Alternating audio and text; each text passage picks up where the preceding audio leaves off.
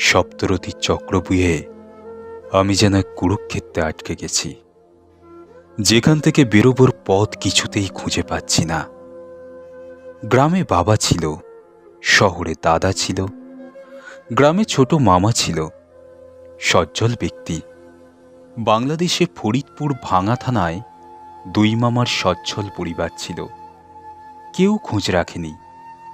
এদিকে দাদা বৌদিকে টাকা না দিলে তারা খেতে দেয় না, একটু থাকতে দিয়েছে একচালা কাঁচা বারান্দায়, তাও আমাদের দুজনের দখল করা জায়গা। 1971 পূর্ব পাকিস্তানের হাত থেকে বাঙালি মুক্তি ফৌজেরা ভারত তথা প্রধানমন্ত্রী ইন্দিরা গান্ধীর সহযোগিতায় বাংলাদেশের স্বাধীনতা অর্জন করে। নেতৃত্বে জাতির জনক বঙ্গবন্ধু মুজিবুর রহমান, আর সাথে 7.5 কোটি বাঙালি হিন্দু মুসলমান। প্রায় 40 লক্ষ বাঙালি শহীদের প্রাণের বিনিময়ে আন্তর্জাতিক বিশ্বে পরিচিতি পায় বাংলাদেশ। স্লোগান ওঠে জয় বাংলা। বেতাই হরিপুর থেকে ছোট মামা হারান বিশ্বাস এলো। সে টিউশনি পড়াতো, সেই সুবাদে সবাই তাকে মাস্টার বলেই সম্মান করত। আবার নিজের বাড়িতে পোস্ট অফিস, নিজেই পোস্টমাস্টার ছিলেন। কিছু জমি জমা আছে, সংসার চলে যায় ভালোভাবেই। একদিন চুঁচুড়া এসে আমাকে ও দাদা বৌদিকে বলল বাংলাদেশে নিয়ে গিয়ে আমাকে পড়াবে। সেখানে মেজ এবং বড় দুই মামা আছে। চাকরিও করে মেজ মামা হাই স্কুল মাস্টার, আর বড় মামা ব্লক ম্যানেজার। জমি যথেষ্ট আছে। আবার স্বপ্ন দেখানো। ভাবলাম তেল ফুরিয়ে গেলেই তো প্রদীপ বেশি করে জ্বলে ওঠে, দেখা যাক আর একবার। 1972 সাল। ছোট মামা দাদা বৌদির সঙ্গে যুক্তি করেই আমাকে বুঝিয়ে সুঝিয়ে ঠিক হয়ে গেল বাংলাদেশ যাবার দিনক্ষণ। সামনে বর্ষাকাল প্রায় আসন্ন।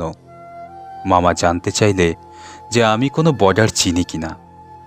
আমি বললাম আমাদের বেতাই গ্রামের থেকে পূর্বে বিএসএফ ক্যাম্পের উল্টো দিকে মরাখাল পার হলেই বাংলাদেশ।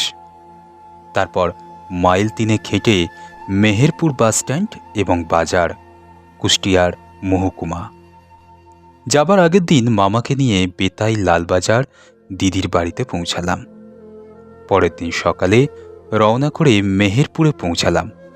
সেখান থেকে বাসে করে চুয়াডাঙ্গা রেল স্টেশন, সেখান থেকে আবার বাসে যশোর ঝিনাইদহ, সেখান থেকে বাসে বগুড়া, ওখান থেকে বাসে চেপে মধুমতি নদীর ঘাটে ভাসমান নৌকায় পার হয়ে আবার বাসে ফরিদপুর সদর বাসস্ট্যান্ড। সন্ধ্যে 7টায় আবার বাসে গোপালগঞ্জ ট্যাকের হাট রোড ধরে ভাঙা থানা বাজারে নামলাম। এরপর হেঁটে হেঁটে অনেকটা পথ পেরিয়ে বড়দা বাইলা গ্রাম শেষ গন্তব্যে পৌঁছালাম। তখন রাত 10টা। মামা মামিরা এবং ভাই বোনেরা আমাদের দেখে খুব খুশি। আমিও তাদের কোনোদিন দেখিনি। ভাবলাম মনে হয় ঠিকই আছে। দুর্বল মন অত্যন্ত আশাবাদী। ছোট মামা আমার আসার কারণ সব খুলে বলল। মামারা তেমন কোনো মন্তব্য করল না। একদিন মেজ মামা স্কুলে নিয়ে গিয়ে দেখালো, কিন্তু ভালো রাস্তাঘাট নেই। অনেক দূর জমির আল দিয়ে হেঁটে হেঁটে যেতে হয়, আর বর্ষাকালে নৌকায় করে যেতে হয়। ভালো লাগেনি। এত কষ্ট করে যদি বাঁচতেই হবে তাহলে আমার ভারত কি ক্ষতি করেছে? বরং সেটা আমার দেশ, আমার সব অধিকার আছে। তবুও ভাবলাম পড়াশোনাটা করি, যত কষ্টই হোক, তারপর দেখা যাবে। যুদ্ধই তো জীবন, জীবনই তো যুদ্ধ। সময় নিশ্চয়ই সঠিক কথা বলবে। তবে এই আশা ভরসা এসব যে ভুল ছিল, প্রতারণা ছিল, 1 মাসের মধ্যেই বুঝে গেলাম। এত সৌভাগ্য আমার জন্য নয়। ভাবলাম যখন বাংলাদেশে এসেই গেছি, মাতৃপিতৃভূমি দেখে যাব। সুযোগ খুঁজছি, পেয়েও গেলাম। আমার দেশ বাড়ি নগর কান্দা থানা মধ্য জগদিয়া মণ্ডল পাড়ায়। ভিটেতে মাথা ঠেকিয়ে নমস্কার করলাম। থানা, শহর, ফুটবল খেলার মাঠ আছে, কলেজ হবে, জায়গা নির্দিষ্ট করা আছে। ছোট মামার স্ত্রীর বাপের বাড়ি থানার পাশেই। ছোট মামার বড় শালা এসে আমার সঙ্গে পরিচয় করেছিল এবং সেই আমাকে এই নগর কান্দায় আপ্যায়ন করে নিয়ে এসেছে। মণ্ডলপাড়ায় এখনো আমাদের জ্ঞাতি গোষ্ঠী প্রচুর আছে। আদিত্য মণ্ডল, হরিপদ মণ্ডল এবং নরেন মণ্ডল পরিবার নিয়ে এখানেই বসবাস করছে ও এখানে হিন্দুদের উপর কখনো কোনো আক্রমণ হয়নি। আমার পূর্বপুরুষ ওরা নাকি ভয় পেয়েই চলে গেছিল দেশ ছেড়ে জমি জমা ফেলে। সেই সুযোগ মুসলমানরা কাজে লাগিয়ে নিয়েছে। জ্ঞাতি ভাইরা এটাই বলল। একে একে সবাই আমার পরিচয় নিল, ওরাও কে কি হয় পরিচয় দিল। যথেষ্ট আপ্যায়ন করল, থাকার জন্য সবাই বলল। আমি বললাম আগামীকাল আসব। গেলাম, বেশ কয়েকদিন কাটালাম। ওরা এক বাক্যে বলল ভারতে যাওয়ার কোনো ইচ্ছাই তাদের নেই। তবে যেটা খারাপ লেগেছে হিন্দুদের ব্যবহারের মধ্যে। মুসলমান কিষানদের গাছতলায় বসিয়ে খেতে দেয় এবং কি সুন্দর তারাই আবার নিজেরাই গোবর দিয়ে লেপে দেয়। আমি বললাম মুসলিমরা ওদের দেশে অপমান হলে ওরা ছাড়বে? তাছাড়া আমরা সবাই মানুষ তো, মুসলমান ভাবছেন কেন? আমাকে বলল তুই চুপ কর, এসব বুঝবি না, তোর এখনো বোঝার বয়স হয়নি। ব্যাস হয়ে গেল।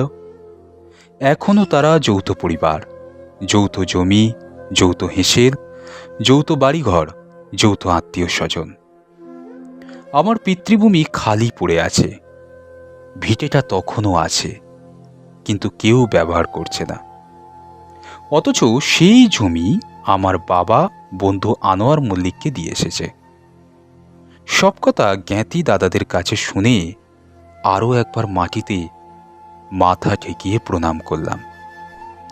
জীবনের সব থেকে বড় তীর্থদর্শন হয়ে গেল। আমার বাবা জ্যাঠারা 3 ভাই ছিল। বাবা ছোট শুনলাম। বাবা নাকি ধর্ম সংকটের আতঙ্কে ধর্ম বাঁচাতে রাতারাতি ভারতে পালিয়েছিল। অন্যরাও পালিয়ে গেল। চাষের জমি, বাড়ি, ঘর সব ছিল, সব মুহূর্তে ফেলে দিয়ে পালিয়ে আসলো। কিসের ধর্ম? যে ধর্ম সব কেড়ে নিয়ে উদ্বাস্তু করে দেয়। কিন্তু জ্ঞাতি গোষ্ঠীরা তারা তো পালায়নি, তাদের তো ধর্ম সংকট হয়নি। এগুলো কি বুদ্ধিমানের লক্ষণ ছিল? 15 দিন পরে ফিরে এলাম মামাদের বাড়িতে। আমি মামাদের ফেরার কথা বললাম। মামারা রাজি হয়ে গেল। ছোট মামার শালবাবুকে নিয়ে আর মামাদের কাছ থেকে 30 টাকা চেয়ে নিয়ে ভারত পানে চললাম। যশোরে এসে আর এক ভদ্রলোকের সঙ্গে দেখা হলো। সে কিছু বই নিয়ে আসছিল, কিন্তু বর্ডার চেনে না। পরিচয় পেয়ে তাকেও সাথে নিয়ে নিলাম। আগের মতোই সকালবেলা বেরিয়েছি।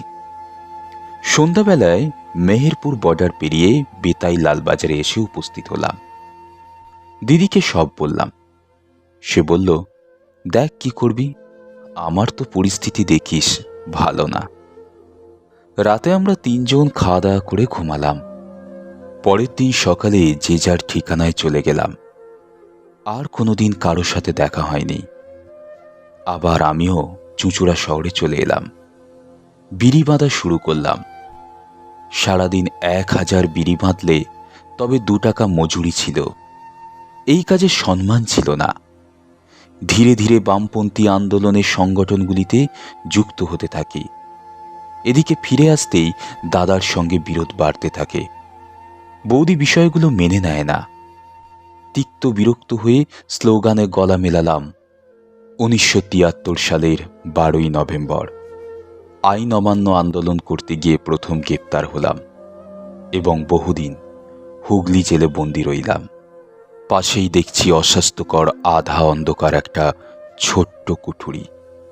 তার মধ্যে বিদ্রোহী কবি কাজী নজরুল ইসলামকে বন্দী থাকতে হয়েছিল। আমরা কয়েকজন একসাথে ছিলাম। বলতাম, এটা কবির বন্দিশালা নয়, এটা লড়াকু মানুষের তীর্থস্থান। এখানে বসেই তিনি লিখেছেন, কারার ওই লৌহ কপাট ভেঙে ফেল কর রে লোপাট। হ্যাঁ, ঠিকই, সমাজের নিয়ম ঠিক নেই। যতক্ষণ না সমাজ বদলানো যাবে ততক্ষণ মানুষের শোষণ জুলুম থেকে মুক্তি নেই। পাশেই ফাঁসির মঞ্চের হাঁড়িকাঠ। আমরা কয়েকজন ছিলাম জেলখানার 10 নম্বর ওয়ার্ডে। প্রতিদিন নিয়ম করে আমরা বক্তব্য রাখা শিখতাম। বই দিত না কারাগারের বন্দীদের। আমাদের গাইড করতেন একজন সাচ্চা বামপন্থী কমরেড প্রসূন সেনগুপ্ত, যিনি সারা জীবন একই রকম থেকে গেছেন। তীর্থস্থানে অনেক কিছুর ছোঁয়া পেলাম, অনেক কিছু শিখলাম। প্রিয়জনরা কেউ যায় না দেখা করতে, শুধু বৌদি একবার দেখা করতে গিয়েছিল। পুলিশের ভয় যদি তাদের গ্রেপ্তার করে, সব যেন এক একটা জড় পদার্থ। জেল থেকে বেরিয়ে আবার দাদার বাড়ি। খাস দখলি জমি বালিগঞ্জ বিল্ডিং সোসাইটির সম্পত্তি। পরবর্তীকালে খাস হয় সরকারের দৌলতে। জমি দুজনেরই কম বেশি অধিকার আছে। অনেক লড়াই করতে হয়েছে এই জমি অধিকার বজায় রাখার জন্য। অনেক মিটিং মিছিল আন্দোলন করতে হয়েছে, যেখানে দাদার ভূমিকা প্রায় ছিলই না, কারণ সে বাইরে বাইরে কাজ করত। আমাদের অন্যতম সিপিএম নেতা ব্যান্ডেল বিদ্যা মন্দিরের স্বনামধন্য মাস্টারমশাই অশোক ঘোষ ছিলেন আমাদের অঞ্চলের রাজনৈতিক শিক্ষক। অত্যন্ত বুদ্ধিমান, সুন্দর ব্যবহার, সর্বদা হাসিমুখ, সহজে মানুষের মনকে জয় করতে পারতেন। তিনি আমাদের পড়াতে শেখাতে শুরু করলেন মানবিক, সামাজিক, বিজ্ঞান, ধর্ম, দেশ বিদেশের লড়াই এবং বিভিন্ন মতাদর্শ। এগুলির মধ্যে আমাদের মতাদর্শ ছিল সাম্যবাদ। অশোকদা প্রথমে শোনালেন যে সাম্যবাদের সৃষ্টিকর্তা কার্ল মার্কস। তিনি বলেছেন বিজ্ঞানীরা পৃথিবীকে বিভিন্নভাবে ব্যাখ্যা করেছেন, কিন্তু আসল কথা হল পৃথিবীটাকে বদলানো দরকার। সমাজ বদলের চিন্তার সাথে সাথে ইনকামও তো করতে হবে, না হলে খাবার কে দেবে? কোনো সপ্তাহে টাকা না দিতে পারলে বা দেরি হলে বৌদি আমার জন্য রান্না করা বন্ধ করে দিত। থাকতে দিচ্ছে এটাই অনেক, যেহেতু জমি তার একার নয়, তাই ইচ্ছে না করলেও তাড়াতে পারে না। বিড়ির কাজে পোষায় না। টেলারিং বা কাপড় সেলাইয়ের কাজ শিখতে শুরু করলাম। তবে পেটে ভাতে কাজ শিখছি, কিন্তু পয়সা পাবার মতন শিখিনি এখনো। কখনো অমূল্য সানার দোকানে, আবার কখনো ভজাদের দোকানে। ঠিক তখনই আমার আচমকা রাজরোগ ধরা পড়ল। আসলে শরীরের ওপর আমার কোনো নিয়ন্ত্রণই ছিল না। খাওয়া দাওয়া যত্ন কিছুই না। সময়টা ছিল 1974 সাল। ডাক্তারের পরামর্শ মতো চন্দননগর হাসপাতালে দেখালাম। সেখানে ছিলেন মানুষ ভগবান ডাক্তার অলোক ঘোষ। তার চিকিৎসায় এবং তার অফুরন্ত ভরসায়, সাহসের উপরে নির্ভর করে আমি আবার বললাম লুক আপ। গায়ে প্রচণ্ড জ্বর। যাদের বাড়িতে খেতাম তারা রোগের ভয় খেতে দিচ্ছে না। গায়ে সবসময় প্রচণ্ড জ্বর লেগেই থাকছে। দৈহিক ক্ষমতা ক্রমশ কমে আসছে। প্রথম দিকে বৌদি সেবা শুশ্রূষা করছিল। একদিন সে একটা অযাচিত সামান্য ঘটনাকে কেন্দ্র করে প্রচণ্ড রেগে যায় আমার ওপর। আমি একটা মারাত্মক অসুস্থ লোক। আমাকে নিয়ে বৌদির বহু অভিযোগ। এক গরিব আত্মীয়র মেয়ে আমার বাড়িতে ছিল। সেই অসুখের কথা শুনে পালিয়ে গেল। অসুস্থ শরীর নিয়ে 4 কিলোমিটার দূরে চন্দননগর হাসপাতালে যেতে হয় একদিন পর একদিন। একটা করে ইঞ্জেকশন পুশ করে দেয়, আর একটা ডিস্টিল ওয়াটার মিশিয়ে পরের দিনের জন্য হাতে দিয়ে দেয়। বাইরে থেকে পুশিং চার্জ নিতে তখনকার দিনে 50 পয়সা খরচ। পাড়ার সিপিএম নেতা হেলথ সেন্টারে চাকরি করে শান্তিতে। বিনা পয়সায় বাড়ি এসে পুশ করে দিয়ে যেত প্রতিদিন রাতে। মোট 90 দিন 90টা ইঞ্জেকশন, তার সাথে বাস ভাড়া 24 পয়সা। আয় নেই 1 টাকাও দিনে। মাঝে মাঝে এতটা রাস্তা হেঁটে হেঁটে একা বাড়ি আসতাম। কয়েকবার রাস্তায় মাঝে মাঝে মাথা ঘুরে পড়ে গেছি। রাস্তার লোকেরা সুস্থ করে বাড়ি পাঠিয়ে দিয়েছে। আপন লোকেদের খুঁজে পাওয়া যায়নি। দাদা বাইরে বাইরে কাজ করত। বৌদি কোনো কিছুই তাকে জানাতো না, বরং স্বামীর সামনে অনেক ভালো মানুষই দেখাতো।